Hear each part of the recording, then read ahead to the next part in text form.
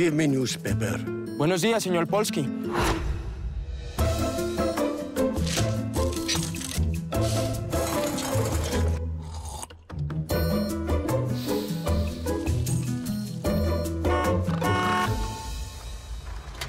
Die Platten müssen runter, auf der anderen Seite auch.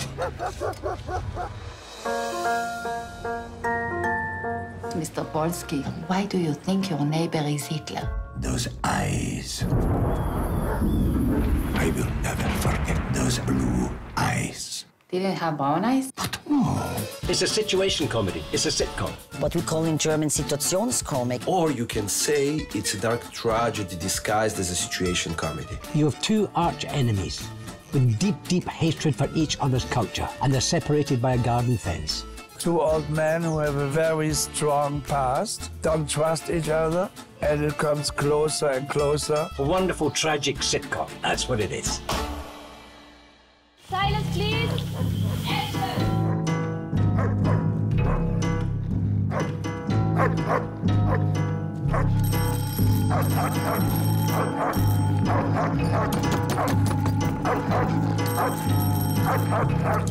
Sits.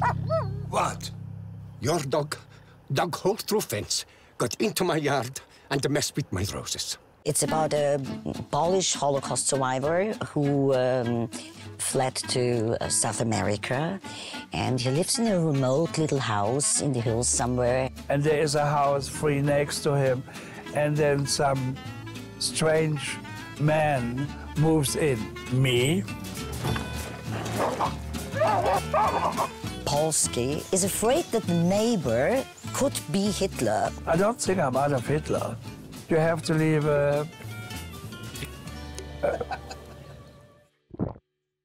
No, chest more to the left. Okay, it works. Action. And now, get out of here.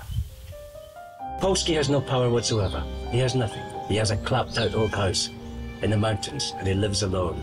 The only person he ever sees is the mailman, and he abuses the mailman.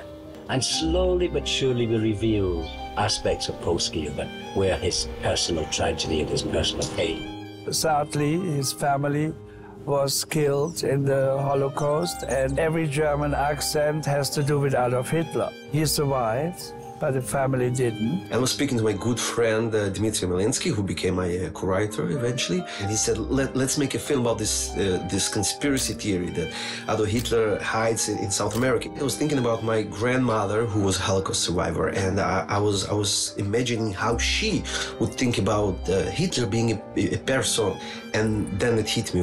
We should write a film about this character, the Holocaust survivor, who thinks that his neighbor might be Hitler. Mr. Herzog's yard is missing 24 square meters. The roses need to be pulled out and transplant them onto property which is exclusively yours. No, you're not touching my roses. Polski is having a wonderful garden with a lovely rose bush, and the rose bush reminds him of his wife. They are fighting who owns the roses and who owns the land. Is so obsessed with watering his black roses.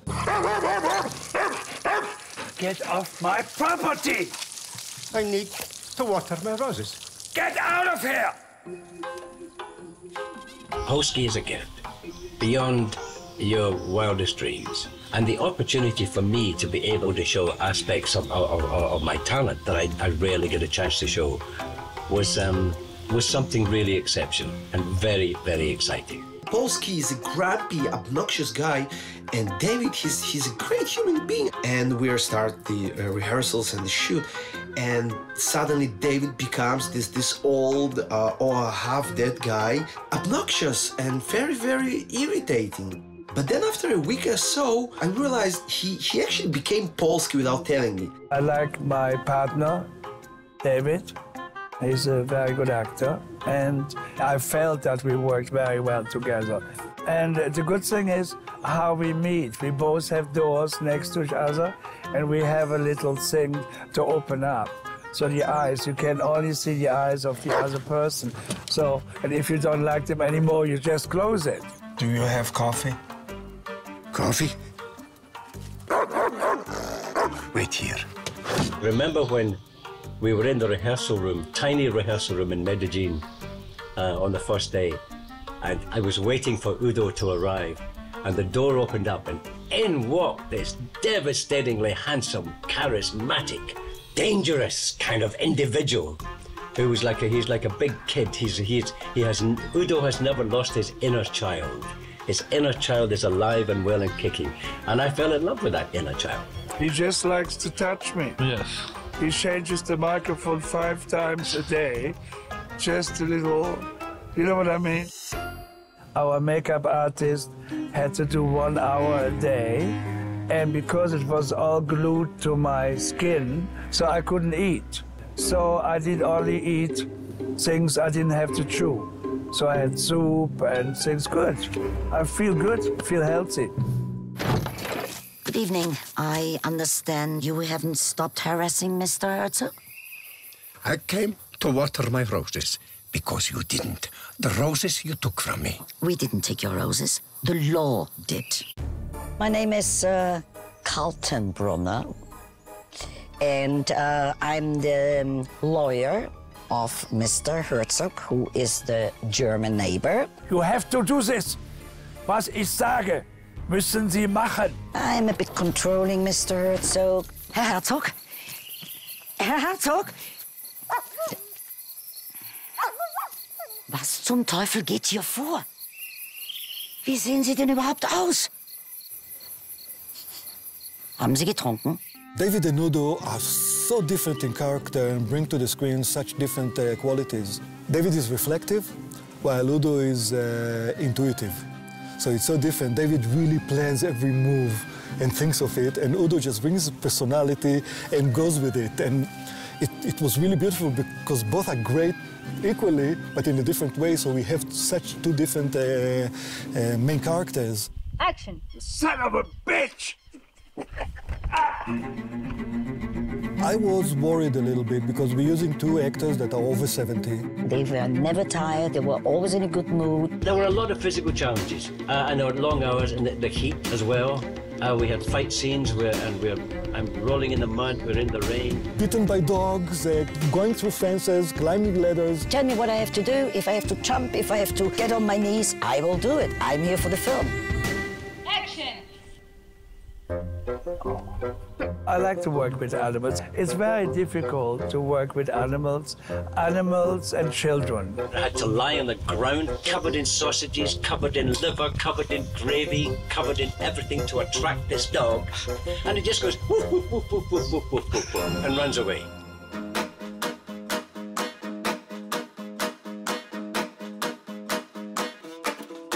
Since the film tells the story of 2 neighbors, we needed 2 houses. And since one of them is surveilling and spying after the others, we needed a lot of angles from windows to windows, from windows to port, in order to tell the story right. We couldn't find 2 houses that really gave us everything we needed. And then Diego, our co-producer, said, why won't we build the houses? And that's what we did. We designed exactly what the director and the DOP dreamt of, having all the right angles, and we just built it. It was amazing to us because within like 2 months, those 2 houses were ready to be used for our production.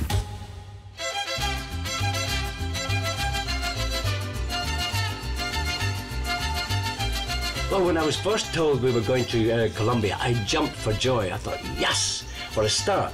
It's a country I've never been to before. People here are so wonderful. Everyone smiles at me, everyone is friendly. I think we have a cast and a crew and a production team that are just absolutely superb.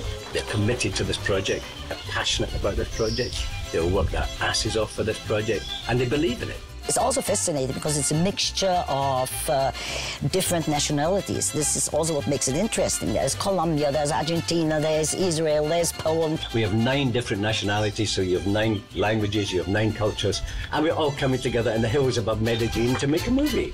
Leon, what is the shot, honey?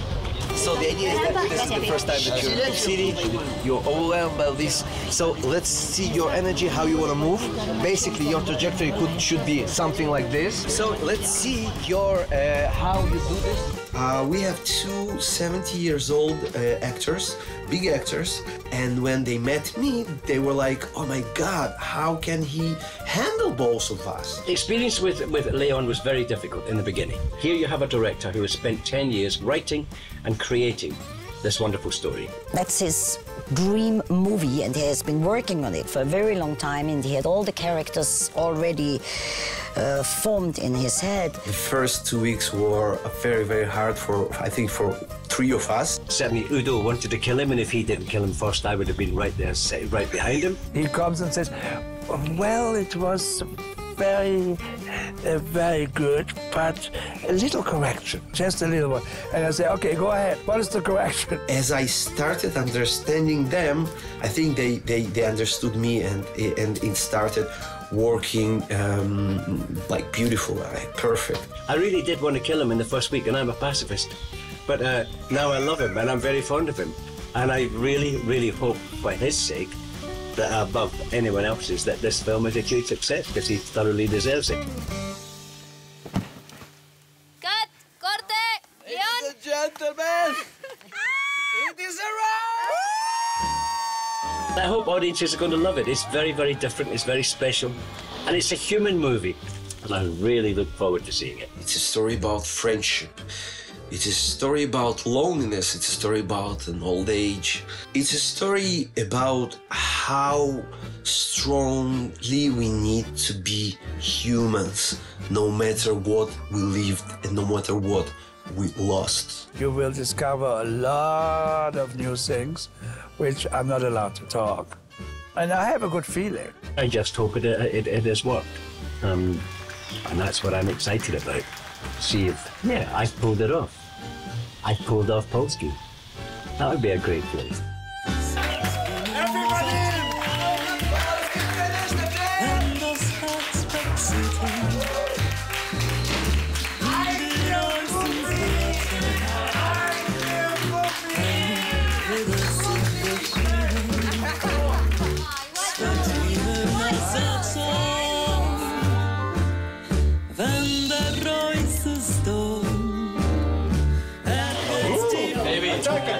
Good morning, gentlemen. How are you? Say good morning before you shove a camera in.